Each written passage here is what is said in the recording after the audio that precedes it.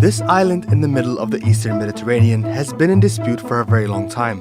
It has two administrations, one led by Greek Cypriots in the south and another led by Turkish Cypriots in the north. But how did this island become the center of an international dispute? To understand, we need to go back in time. Cyprus was conquered by the Ottoman Empire in 1571 and ruled by it until 1878. During the rule of the Ottoman Empire, Turks settled in the area, and for hundreds of years Cyprus was home to many Turks and Greeks. But as the Ottoman Empire started to weaken, things started to change. In 1878, following a series of agreements, Great Britain took over the provisional administration of Cyprus, but land sovereignty was still with the Ottoman Empire. In 1914, when World War I started, Great Britain unilaterally annexed Cyprus. Turkey recognized the annexation of Cyprus in 1923 as part of the Treaty of Lausanne. Although Cyprus was under British rule, the relationship between the Greeks and Turks started to deteriorate. As their relationship soured, the Greek Orthodox Church started to campaign for enosis, or the union of Cyprus with Greece. By the mid-1950s, Greece started to support this campaign.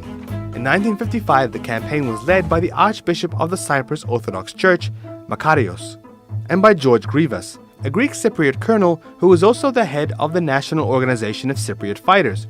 EOKA was established as an underground armed group and is recognized as a terrorist organization by Turkey. With EOKA's involvement, the Enosis campaign turned violent. British citizens, policemen, and servicemen were killed. EOKA also killed Turkish Cypriots, and many Turks were driven out of the villages that they had lived in alongside Greeks.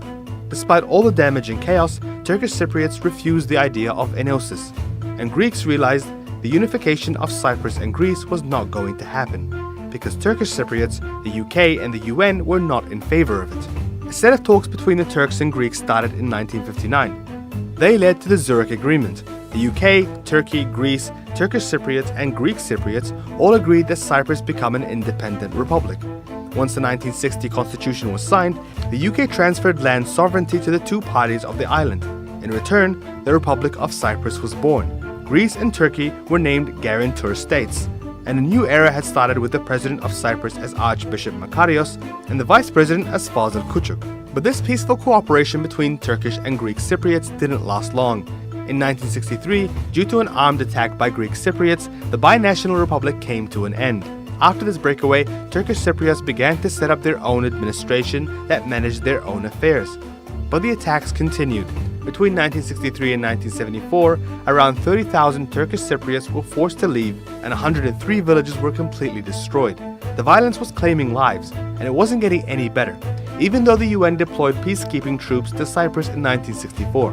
But Greece simultaneously continued to deploy troops. By 1974, 20,000 troops had been deployed to Cyprus to shore up the pro-Enosis support. On July 15, 1974, a coup took place in Cyprus.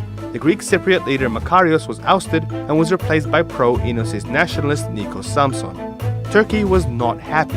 Britain had rejected their offer to take joint action in accordance with the Treaty of Guarantee. So, 5 days later, on July 20, Turkey, as a guarantor state, took matters into its own hands and intervened in an effort to stop the persecution of Turkish Cypriots and the annexation of the island. But Greek Cypriots still insisted on their claims of sovereignty over the entire island. In 1983, the Turkish Cypriots formed their own state, the Turkish Republic of Northern Cyprus. After countless talks hosted by the EU and UN, a referendum was held. In 2004, the UN proposed to reunite the island and held a referendum. 65% of Turkish Cypriots were in favor of unification, but 76% of Greek Cypriots rejected it. For years, the UN and EU has insisted that the island be home to both parties and a republic on its own. But even though the Greek Cypriots rejected the bid for unification, the EU declared them a representing entity of the whole island and accepted Greek Cyprus as an EU member. Today, there are efforts to bring peace to both parties and renegotiation talks, but will we ever see it happen?